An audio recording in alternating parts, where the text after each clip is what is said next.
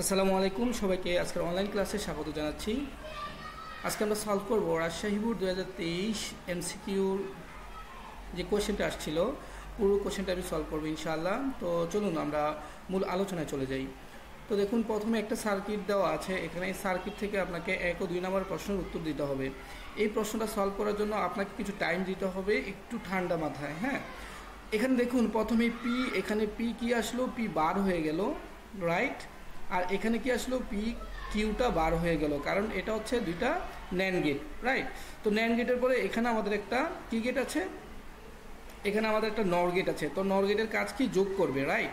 তো আমরা এখানে কি করব, আস্তে আস্তে কোশ্চেনটা নিয়ে আগাবো। তো পি বার আর এখানে আমাদের একটা কিউ বার আগেই ছিল।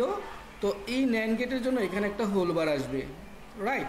এই দুটুকুর কাজ শেষ। তো এখান দিয়ে দেখুন, এখানে আসছে পি, এখানে আসছে কিউ, আর এইটা হচ্ছে আমাদের একটা কি গেট, নর গেট। তাহলে এখানে আমি একটা পি আর একটা হচ্ছে আমার কি ছিল, কিউ। তো এই পি কিউ কি হয়ে যাবে, যোগ হয়ে যাবে। পি কিউ যোগ হয়ে এটা যেহেতু নর গেট, তার মানে উপরে একটা বার আসবে। তো এই টোটালটা আবার এইটার মধ্যে দিয়ে গেলে কি হবে, এটা আবার আরেকটা নর গেট, মাঝখান দিয়ে এখানে একটা কি হবে, যোগ দিতে হবে। যোগ দিয়ে আমার এই যে পি প্লাস কিউ, আমি এই লাইনটা থেকে এই লাইনটাকে সরাসরি লিখছি একটু তাড়াতাড়ি করার জন্য। তো এখানে হচ্ছে আমার কিউ, তো পি প্লাস কিউ, এখানে একটা বার ছিল, রাইট। আর এই যে এইটার জন্য দেখুন, এইটার জন্য আপনার কি হবে, আরেকটা পুরোটার উপর একটা হোল বার হবে, রাইট। তো দেখুন এইরকম কোনো কিছু অপশনে আছে কি না, নাই। তার মানে আপনার একটু কি করতে হবে, এটাকে সমাধান করতে হবে। তো সমাধান করতে গেলে দেখুন, এখানে উপরে আগে সবার আগে আমাদের যে উপরে যে বার থাকে সেটাকে কেটে ফেলতে হয়, রাইট। তো সেটা কেটে দিলে দেখুন এখানে এটা গুণ হয়ে যাবে, আর এখানে দুইটা বার, এখানে দুইটা বার হবে। তো দুইটা বার কাটাকাটি গিয়ে কি হবে, সিঙ্গেল হয়ে যাবে, রাইট। তার মানে আমার আলটিমেট এইটা থাকবে P bar plus Q bar. Okay fine. তারপরে এখানে আমার প্লাসের প্লাস থাকবে, আর এখানেও এটা কেটে দুইটা বার ছিল, কেটে পি প্লাস কিউ, আমি একটা লাইন কম করলাম। হ্যাঁ, আচ্ছা, এখানে দেখুন তারপর হচ্ছে আমাদের পি প্লাস কিউ।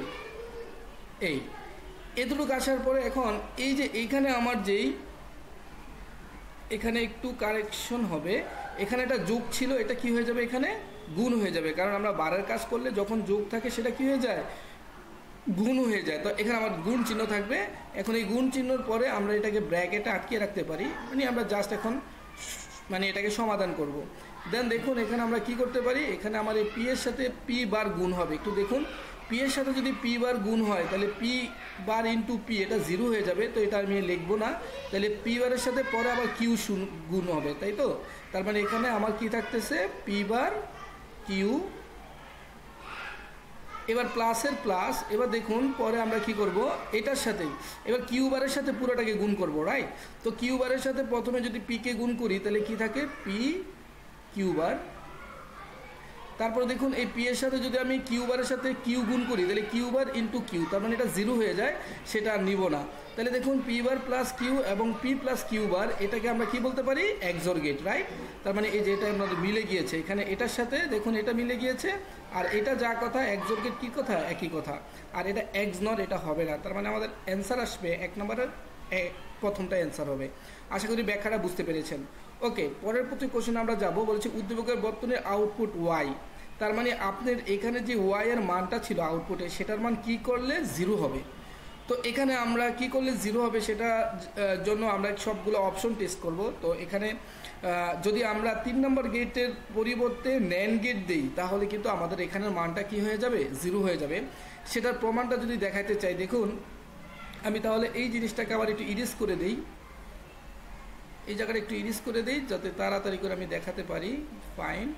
আচ্ছা, এবার দেখুন আমি বলেছি এখানে কি গেটের পরিবর্তে এখানে নর গেট ছিল, নর গেটের পরিবর্তে এখানে তারাই বলে দিয়েছে যে 3 নং গেটের পরিবর্তে ন্যান্ড গেট। তাহলে 3 নং গেটটা ছিল আমার নর গেট, এখানে যদি ন্যান্ড গেট দিই তাহলে এখানে ন্যান্ড গেট দিলে কি হয়, দেখুন এখানে ন্যান্ড গেট দিলে এখানে যে যোগ চিহ্নটা ছিল সেই যোগ চিহ্নটার সাথে গুণ হয়ে যাবে। তো এখানে আমি একটা গুণ দিয়ে দিব। এখন দেখুন একটু এটা, এই প্রশ্নটা একটু কমপ্লিকেটেড, একটু চিন্তা করে করতে হবে। আচ্ছা, এখানে যদি আমি গুণ দিই, এবার দেখুন আমি যদি এই কাজটা সমাধান করি পরবর্তী লাইনে গিয়ে, এখানে কি হবে, ডাবল বা দুইটা বার এসে আগের মতো কি হয়ে যাবে, একটা পি বার, আগে ছিল যোগ, এবার এখন হয়ে যাবে গুণ। তাহলে এখানে থাকবে গুণ কিউ বার, আর এখানে যে আমার প্লাস, সে প্লাস তো গুণ হয়ে যাবে, প্লাসটা কি হয়ে যাবে, গুণ হয়ে যাবে। আর এখানে পি প্লাস কিউ, এটা হোল বারের জন্য দুইটা বার একসাথে কাটাকাটি হয়ে যাবে, তাহলে এখানে থাকবে অনলি পি প্লাস কিউ। এই লাইনটা আশা করি বুঝতে পেরেছেন। এই লাইনটা বুঝতে পারলেই আমাদের মানটা আশা করি পরবর্তী লাইনে চলে আসবে। এবার আপনারা দেখুন, আমি যদি এবার গুণ করি, কার সাথে প্রথমে গুণ করব? দেখুন এই পি কিউ বার, এটার সাথে আমি পিকে গুণ করব। তো আপনি দেখুন পি বার কিউ বার, আর এটার সাথে কে গুণ আসবে? পি। এবার দেখুন পি এর সাথে যদি আপনি পি বার গুণ করেন তাহলে কি হবে? একটু চিন্তা করতে থাকুন, আমি পরের কাজটা করে ফেলি। তো এখানে দেখুন পরে আবার কি হবে? P bar Q bar into Q, তার মানে এখানে আমি লিখবো P bar Q bar into Q. তো আপনারা জানেন পি ইন্টু পি বার এটার মান কিন্তু শূন্য। আবার এখানে দেখুন Q into Q bar, ultimate এখানে দুই পাশে অংশ কি হয়ে যাবে? শূন্য হবে। তার মানে আমরা যদি 3 নং গেটে ন্যান্ড গেট দিই তাহলে আমাদের অ্যান্সারটা চলে আসবে। বাকিগুলো আপনি অপশন টেস্ট করে দেখবেন যে কোনোটার মধ্যেই আপনাদের ওয়াই এর মান 0 আসবে না। Okay fine. নাম্বার 3তে দেখুন ইনকোডারের ক্ষেত্রে কোনটি সঠিক? দেখবেন ইনকোডার মানে ইনপুট।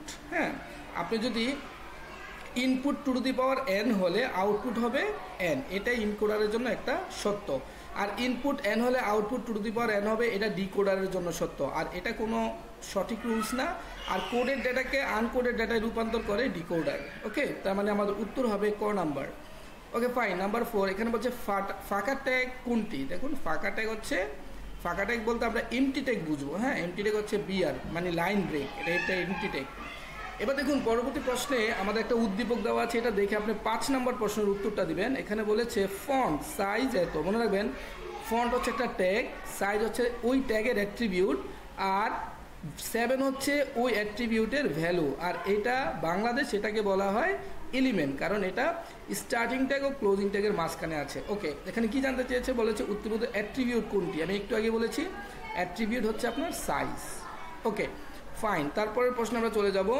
বলেছে কোনটি ফরম্যাটিং ট্যাগ? মনে রাখবেন ফরম্যাটিং ট্যাগ যেমন ওএল এটা অর্ডার লিস্টের ট্যাগ, H1 এটা হচ্ছে হেডিং, আর এ এটা হচ্ছে লিঙ্ক, তার মানে বি কোনো একটা লেখাকে বড় করা এটার জন্য ব্যবহার হয়, তার মানে এটা হচ্ছে ফরম্যাটিং ট্যাগের উত্তর। এবার বলছে লিস্ট তৈরিতে ব্যবহৃত হয় কোনটি? দেখুন লিস্টের ভিতরে আপনার এলআই আছে, ইউএল মানে অর্ডার লিস্ট, এটাকে বলি আমরা ওএল। আনঅর্ডার এটা হচ্ছে আনঅর্ডারের মধ্যে লিস্ট ট্যাগের মধ্যে পড়ে। বাকিগুলো কেন পড়ো না? এটা হলো টেবিল রো, এইচআর হচ্ছে হরাইজন্টাল, টিডি মানে টেবিলের ডেটা, তার মানে এগুলো হচ্ছে টেবিল সংক্রান্ত আপনার ব্যবহৃত হয়। আচ্ছা এবার দেখুন নাম্বার 8 নম্বরে বলেছে স্টাইল অ্যাট্রিবিউটের ক্ষেত্রে কোনটি সঠিক? এখানে স্টাইল অ্যাট্রিবিউটের ভিতরে একটু মনে রাখার ব্যাপার হচ্ছে যে আপনি প্রথম দেখবেন একটা ডিপ মানে ডিভিশন করবে, তারপরে স্টাইল, এতটুকু ঠিক আছে, এটা হচ্ছে আমার ট্যাগ, এটা হচ্ছে আমার অ্যাট্রিবিউট, আর এখান থেকে এতটুকু হচ্ছে আমার পুরোটা হচ্ছে ভ্যালু। তো এখানে মনে রাখার ব্যাপার হচ্ছে যে আপনি এখানে একই সাথে যখন একাধিক অ্যাট্রিবিউট ব্যবহার করবেন তখন আপনার সেমিকোলন দিতে হবে আর কোলন দিতে হবে। এখানে এই যে সমান সমান দিয়েছে এই কারণে এটা হবে না, তার মানে আমাদের এখানের উত্তর হবে গ।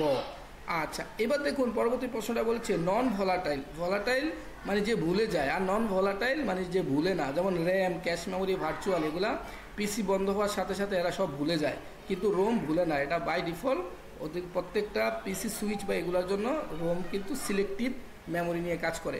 এবার বলেছে মেশিন লার্নিংয়ের অ্যাপ্লিকেশনে ব্যবহৃত হয় পাইথন। এটা একবারই মানে কমন প্রশ্ন যে পাইথন আমাদের মেশিন লার্নিংয়ের জন্য ইউজ হয়। এবার দেখুন আমরা পরবর্তী প্রশ্নে চলে আসব। আমরা পরবর্তী প্রশ্নের মধ্যে একটু যদি দেখি, দেখুন এখানে আপনার একটা প্রোগ্রামিং দিয়েছে, প্রোগ্রামিংটাকে বোঝার চেষ্টা করুন। এখানে আপনার এটাকে বলে ডিক্লিয়ারেশন করা। এখন এখানে আই ডিক্লিয়ারেশন করেছে, একটাই ডিক্লিয়ারেশন করেছে সেটা হচ্ছে আই। তো এই আই দিয়ে মূলত পুরো প্রোগ্রামিংটা করেছে, যে এখানে হলে আইকে ইনিশিয়াল করছে আর এখানে কন্ডিশন দিয়েছে, এখানে ইনক্রিমেন্ট, একটা ফর লুপ ইউজ করছে। ওকে, তো এখন প্রশ্নটা হচ্ছে বলছে উদ্দীপকে কোনটি কাউন্টার ডিক্লিয়ারেশন? ডিক্লিয়ারেশন তো কোনটা, যখন কোনো আমরা ডেটা টাইপ দিয়ে কোনো একটা কিছু নাম দিই এটাকে বলে ভ্যারিয়েবল, এটা হচ্ছে আমাদের ডিক্লিয়ারেশন। তো আই দিয়ে আমরা কি করতেছি দেখুন, আয়ের মান 1 থেকে শুরু করেছি, আয়ের মান <5, মানে আয়ের মান ডিক্লিয়ারেশন করেই আমি মূলত সবগুলা কাজ করেছি, আইকে ডিক্লিয়ারেশন করি। এটা আমার এখানে কাউন্টার হিসাবে আমি এটাকে নিয়েছি। এখানে যদি আমি এ নিতাম তাহলে এইটাও কিন্তু কাউন্টারই হতো। আচ্ছা তার মানে এখানে কাউন্টার হিসাবে আমরা যেটা ডিক্লারেশন করেছি সেটা হচ্ছে ইন্টিজার আই। তারপর প্রশ্ন দেখুন বলেছে উদ্দীপকে প্রোগ্রামের ফর লুপ ছাড়াও বাস্তবায়ন করা যায়। দেখুন ফর লুপ ছাড়া আমরা আরও কিছু লুপের নাম জানি। ফর লুপ ছাড়া আমরা জানি while loop, do while, if go to, এগুলো হচ্ছে ফর লুপের পরিবর্তে ব্যবহার করা যায়। তো এখানে এই যে ইফ গো টু এটা ঠিক আছে, ডু হোয়াইল এটাও ঠিক আছে, আর ইফ ইলস এটা হচ্ছে কন্ডিশন, এটা হবে না। তার মানে আমাদের উত্তর হবে 2 আর 3। ওকে, এবার দেখুন পরবর্তী কোশ্চেনে চলে যাব। 30 নম্বরে বলেছে সঠিক চলক কোনটি। দেখুন প্রথমে যদি নাম্বার থাকে, আপনারা জানি প্রথমে নাম্বার থাকলে এটা ভুল, তারপর হচ্ছে নাম্বার 1, তার মানে এটা আমার কাছে সঠিক মনে হয়েছে। বাকিগুলো দেখুন এখানে স্পেস, তার মানে এটা ভুল, তারপর এখানে হাইফেন দেওয়া আছে, তার মানে এটাও ভুল, তার মানে আমার উত্তর হবে গ নাম্বার। ফাইন, এবার বলেছে বিল্ডিং, পাহাড়, পর্বত সহ যে কোনো বাধা অতিক্রম করতে পারে। হ্যাঁ, রেডিও ওয়েভ অতিক্রম করতে পারে, আর স্যাটেলাইট তো অতিক্রম করতেই পারে, আর টেরিস্টোরিয়াল মাইক্রোওয়েভ সবগুলো অতিক্রম করতে পারে না। এই টেরিস্টোরিয়াল পারে না বলেই এখানে মাইক্রোওয়েভের মধ্যে স্যাটেলাইটের উদ্ভব হয়েছে। তার মানে এখানে অ্যান্সার হবে 1 আর 3। এবার দেখুন 15 নম্বরে এখানে আমাকে বলেছে যে প্রাইভেট নেটওয়ার্ক হতে পারে। দেখুন প্রাইভেট নেটওয়ার্ক সবসময় পার্সোনালি হবে, খুব বড় হবে না, দেন এটাও হবে, কিন্তু ওয়ান কখনো প্রাইভেট নেটওয়ার্ক হবে না। ঠিক আছে, কারণ ওয়ার হচ্ছে একটা সবচেয়ে বড় পরিসরের নেটওয়ার্ক, কখনো প্রাইভেট হয় না। নন পজিশনাল সংখ্যা পদ্ধতি, দেখুন পৃথিবীতে একটাই নন পজিশনাল সংখ্যা পদ্ধতি এখনো পর্যন্ত বেঁচে আছে, সেটা হচ্ছে রোমান সংখ্যা, এই বি দিয়ে আমরা 5 বুঝি। হ্যাঁ, এবার দেখুন এই প্রশ্নটা বলেছে যে এত এর পরিপূরকের মান কত। দেখুন এখানে এই প্রশ্নটা করার জন্য আপনার প্রথমে এটা একটা ডেসিমেল নাম্বার, তো এই ডেসিমেল নাম্বারকে প্রথমে আপনার বাইনারিতে নিতে হবে। তো বাইনারিতে নিতে হলে যেমন আমরা একটা সূত্র জানি 1 2 4 8 16, যদি দ্রুত করতে চাই তাহলে দেখুন আমরা যদি 24 বানাতে চাই 1 2 4 8 16, তাহলে 16 আর 8কে আমার লাগবে, আর 25 বানাইতে 16 আর 8 হচ্ছে 24, 24 একে 25, তার মানে লাস্ট একটাকে লাগবে, 2 লাগবে না, এই কারণে 2কে 0, 4কেও লাগবে না, 4কেও 0, 4-এর পরে 8কে লাগবে, তার মানে 8 হচ্ছে 1, তারপরে 16 বা 16কে লাগবে, 16 হচ্ছে আমার 1। তার মানে দেখুন আমি কৌশলে কিন্তু এখানে 25 বানিয়ে ফেলছি বাইনারি, কিন্তু আমাদের মনে রাখতে হবে যখন 2 কমপ্লিমেন্ট বা এরকম কমপ্লিমেন্ট করি তখন আমার 8 বিটে কাজ করতে হবে। দেখুন এখানে বিট হচ্ছে 5টা, তার মানে অতিরিক্ত আমার 1টা 2টা আরও 3টা বিট নিতে হবে, 3টা আমি 0 নিলাম। তো 3টা 0 নেওয়ার পরে আমরা জানি বাইনারি কোনো একটা সংখ্যাকে যদি অপোনেট করে দিই তাহলে এটাকে ওয়ান্স কমপ্লিমেন্ট বলে। তো এখানে চেঞ্জ করে দিই, 1 থাকলে এখানে আমরা কী লিখবো 0, আর এখানে 2টা 1 আছে, 0 আছে, তার মানে 2টা 1, তারপরে এখানে 2টা 1 আছে, তার মানে এখানে আমি 2টা 0 দিব, আর বাকি 3টা 0 আছে, 3টা 1 দিয়ে দিব। তো আমাদের অপশনে দেখুন এরকম কোনো আছে কি না, 3টা 1 2টা 0, তারপর 2টা 1 একটা 0, 3টা 1 2টা 0, কোথায় আছে আমাদের 3টা 1 2টা 0, তারপর 2টা 1 একটা 0, রাইট। খ নাম্বারে আমাদের অ্যান্সারটা চলে আসছে। এখন আমি আপনাদের একটা মানে অতিরিক্ত কাজ দিয়ে দিই, যদি বলি 1-এর পরিপূরক বলেছে, তো আপনি 1-এর পরিপূরক না বলে আমি যদি 2-এর পরিপূরক, কী অ্যান্সার হবে আমাকে কমেন্ট করে জানিয়েন। ওকে, এবার দেখুন 18 নম্বরে বলেছে নিচের চিত্রটি হতে পারে, কি হতে পারে। দেখুন এটা দেখুন একমুখী, দেখুন একদিকে গিয়েছে, তার মানে এটা সিমপ্লেক্স, এটা শিওর, ড্যাম শিওর। তারপর দেখুন এখানে যে কোনো একটা সোর্স থেকে, মানে সেন্ডার থেকে রিসিভারে কেউ বাদ যায় নাই, সবার কাছে গিয়েছে, এটাকে বলা হয় ব্রডকাস্ট। আর মাল্টিকাস্ট হচ্ছে স্পেসিফিক, আমি যদি চয়েস করে দিই, যেমন এখানে যদি আমি একটা ওয়াই দিতাম, মনে করি এখানে আমি একটা পি দিলাম, না পি না, এখানে আমি একটা কিউ দিলাম, তো এই কিউর মধ্যে আমার ডাটাটা আসলো না, তখন এটা হয়ে যেত কি মাল্টিকাস্ট। কিন্তু এখানে যেহেতু এটা নাই, তার মানে ব্রডকাস্ট, তার মানে অ্যান্সার হবে 1 আর 3। এখানে হচ্ছে আমার 1 আর 3। আশা করি ব্যাখ্যাটা বুঝতে পেরেছেন। এবার দেখুন পরবর্তী প্রশ্ন বলেছে সার্বজনীন গেট তৈরিতে ব্যবহৃত হয়। আমরা জানি মৌলিক যে 3টা গেট তৈরি নিয়েই সার্বজনীন গেট তৈরি হয়। একটা হচ্ছে অ্যান্ড গেট, একটা হচ্ছে অর গেট, আর এটা হচ্ছে নট গেট, রাইট। এবার দেখুন বলেছে 20 নম্বরে বলেছে লাইভ ক্লাসে সরাসরি শিক্ষার্থীদের পাঠদান করা যায় কোন মাধ্যমে। এগুলো যেমন ফেসবুক দিয়েও মোটামুটি করা যায়, গুগল এগুলো দিয়ে করা যায়, কিন্তু এগুলো কম প্রফেশনাল। সবচেয়ে ভালো প্রফেশনাল হচ্ছে ওয়েবএক্স, এটা খুবই জনপ্রিয় এবং পপুলার। এবার দেখুন বলেছে 21-22 এর মধ্যে প্রতাপ একটি প্রতিষ্ঠানের একটি কক্ষে আঙ্গুলের ছাপ, দেখুন আঙ্গুলের ছাপ বলছে, তার মানে বুঝে যাবো বায়োমেট্রিক্স, আর কোনো কথা নাই। এবং সেখানে তার ড্রাইভিং প্রশিক্ষণ, মানে সে একটা রুমের ভিতরে ড্রাইভিং প্রশিক্ষণ নিচ্ছে, তার মানে এটা ভিআই, ভার্চুয়াল রিয়েলিটি। আচ্ছা, এবার প্রশ্ন কি জানতে চেয়েছে, বলেছে উদ্দীপকের কক্ষে প্রবেশে ব্যবহৃত প্রযুক্তি কোনটি। তো ব্যবহৃত প্রযুক্তি আমরা জানি কক্ষে প্রবেশে, সেটা হচ্ছে বায়োমেট্রিক্স, কারণ আঙ্গুলের ছাপ নিয়েছে।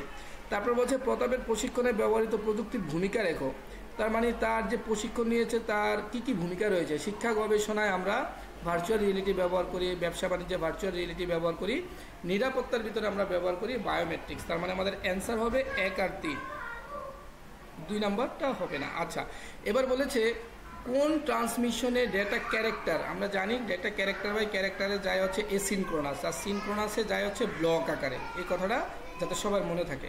আচ্ছা, এবার বলেছে 24 এবং 25 বলেছে রায়ানা এমবিবিএস পাশ করে মেডিকেল বিশ্ববিদ্যালয়ে উচ্চতর ডিগ্রি অর্জনে ভর্তি হয়, সেখানে সে কৃত্রিম পরিবেশ, এই যে কৃত্রিম মানে ভার্চুয়াল রিয়েলিটি, হ্যাঁ, কৃত্রিম পরিবেশে কোনো রোগী ছাড়াই সার্জারি করেন। আচ্ছা, রায়ানের প্রশিক্ষণ গ্রহণের পদ্ধতি হচ্ছে ভিআর বা ভার্চুয়াল রিয়েলিটি। এখানে কি আছে ভার্চুয়াল রিয়েলিটি? Right here. আচ্ছা, এবার দেখেন এখানে বলছে 25-এ বলেছে উক্ত পদ্ধতি বাস্তবায়নের প্রয়োজন, তার মানে ভার্চুয়াল রিয়েলিটি বাস্তবায়নের প্রয়োজন। এই সিমুলেশন মনে রাখবেন, সিমুলেশনের একটা বাংলা হচ্ছে নকল, মানে বাস্তব নয় কিন্তু বাস্তবের মতো, তার মানে এটা লাগবে। ত্রিমাত্রিক ডাইমেনশন, এটা আমাদের 3D, এটাও লাগবে। অ্যাকচুয়েটর, এটা লাগবে না, এটা হচ্ছে একটা রোবটের হাত পা, এগুলোকে অ্যাকচুয়েটর বলা হয়। তার মানে আমাদের অ্যান্সার হবে 1 আর 2। আশা করি প্রশ্নটা বুঝতে পেরেছেন। সবাইকে আজকে অসংখ্য ধন্যবাদ জানিয়ে এখানেই শেষ করব।